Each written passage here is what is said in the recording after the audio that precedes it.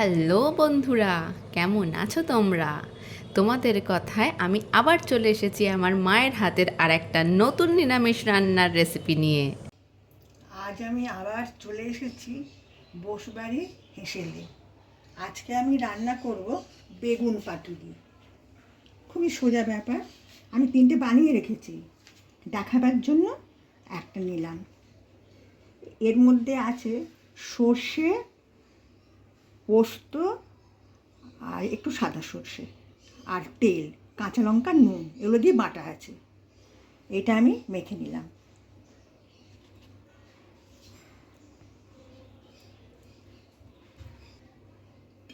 দিয়ে এইখানে আবার এই পিঠটায় দেবো, একইভাবে এই পিঠটায়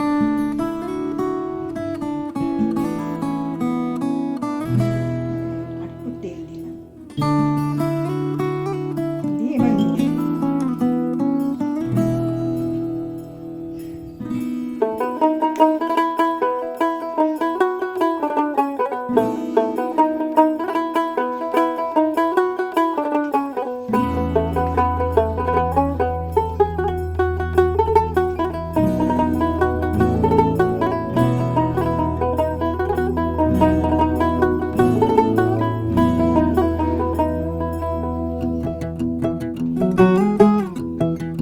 কড়া গরম বসিয়ে দিয়েছিলাম, কড়া গরম হয়ে গেছে।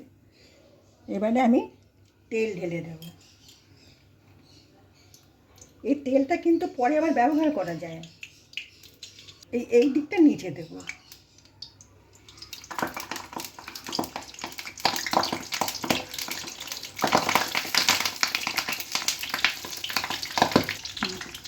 এবার একটু উল্টে দেখি। প্রথমে আঁচটা বেশি আছে দিয়ে তারপরে আঁচটা কমিয়ে দিতে হবে, নয় না তলার নিচের বেগুনটা, ভেতরে বেগুনটা সেদ্ধ হবে না। আঁচটা কমানো আছে।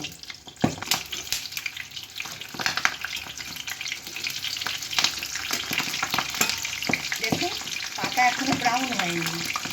পাতা যখন ব্রাউন হবে তখন নামাবো।